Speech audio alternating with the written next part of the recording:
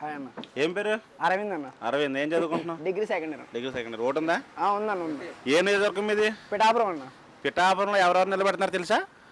YCP వంగ గీత, జనసేన మన అధినాయకుడు అధ్యక్షులు పవన్ కళ్యాణ్ గారు అన్న. ఎలా ఉంటుంది మూమెంట్? వన్ సైడ్ అన్నది, అది చూసుకోక్కర్లేదు. ఇంకా ఏంటి మరి ముద్రగడ పడుతున్నాం దగ్గరుండి ఓడించేస్తా? ఆయనకి బుర్రబాడు అయిపోయిందన్న. ఇంకా అలా పెద్దరికి వచ్చి చేదస్తాలు పెరిగిపోంటారు. ఆయన ఒకసారి మొలతాడు ఉంది కదన్న, నాకు మొలతాడు ఉందన్న.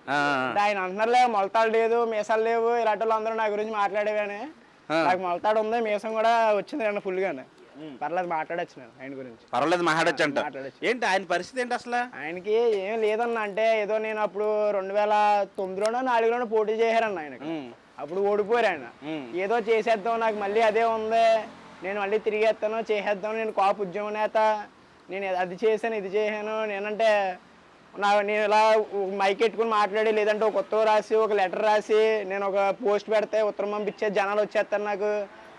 నేను ఉప్మా పెట్టినా పర్లేదు, నా ఉప్మా తినేసి ఉద్యమాలకు వచ్చేస్తారా అని చెప్పేసి అనుకుంటున్నారు ఆయన. కానీ ఇక్కడ అదంతా ఏమి లేదు. ఇక్కడ ఉన్నదే మా అధ్యక్షుడు, మా అధినేత, మా పవన్ కళ్యాణ్ గారు ఇక్కడ ఉన్నారు. మాకు ఆ జగన్మోహన్ రెడ్డి పంపించిన ఎన్ని చేసినా సరే, అంటే ₹1,00,000 నుంచి 2 లక్షల వరకు ఇచ్చే ప్రయత్నం కూడా జరుగుతుంది అంటారు. నిజమే అంటారా? అలా 5 లక్షలు ఇచ్చినా మేము తీసుకుంటాం అన్న. అది మా డబ్బు. అది మా దగ్గర వాళ్ళు తీసుకున్న డబ్బు. అది మాకు 5 లక్షలు కాదు 10 లక్షలు ఇచ్చినా మేము తీసుకుంటాం. వాళ్ళు బయట ఎన్ని చెప్పుకున్నా సరే మేము లోపలికి వెళ్ళి బూతులు వేసిన తోటి గ్లాస్ మీద వేస్తాం మేము. అంటే ఓవరాల్ గా గెలిపించుకుంటారంట ఖచ్చితంగా. ఆయన రోజు మంగళగిరి పార్టీ హౌస్ లో అనౌన్స్ చేసినప్పుడు ఆయన గెలిచేశారన్న. సీట్ అప్పుడే గెలిచేశారు ఆయన. అలా కాదమ్మా, ఇప్పుడు కొంతమంది ఏమంటారంటే వైసీపీ నాయకులు కానీ ఇంకొకరు కానీ వ్యతిరేకించే వాళ్ళు ఏమంటారంటే పవన్ కళ్యాణ్ ఇక్కడ ఉండడు కదా ఎమ్మెల్యే అయిన తర్వాత అంటారు. దానికి మీ సమాధానం ఏంటి, మీ నమ్మకం ఏంటి? ఆయన పార్టీ పెట్టిన దగ్గర నుంచి 10 సంవత్సరాల వరకు ఆయన జనాల్లోనే ఉన్నారన్న.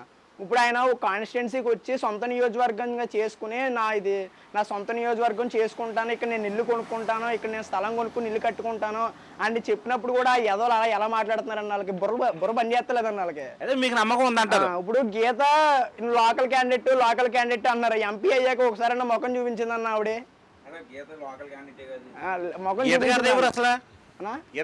పిఠాపురం కదా ఆవిడ? లోకలే అంటారన్న.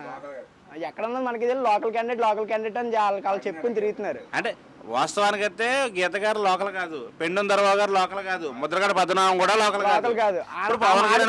కాదు. ఏ నియోజకవర్గంలో 175 నియోజకవర్గాల్లో 100 పైన కూడా లోకల్ క్యాండిడేట్లు ఉండరు. ఎక్కడెక్కడి నుంచో వచ్చిన వాళ్ళు అందరూ కూడా.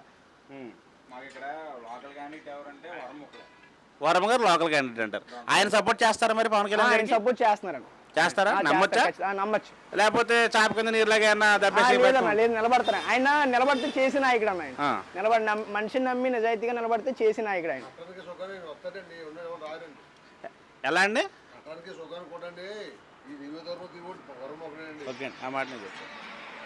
వరం పరిస్థితి ఏంటి?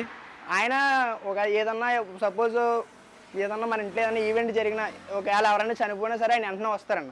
పరామర్శించడానికి, కష్టానికి సుఖానికి ఆయన ముందు వచ్చి నిలబడతారు. అయితే మీరంతా నమ్ముతున్నారు పవన్ కళ్యాణ్ గారికి వరం గారు సపోర్ట్ చేస్తారని నమ్ముతున్నాను. థ్యాంక్ యూ తమ్ముడు.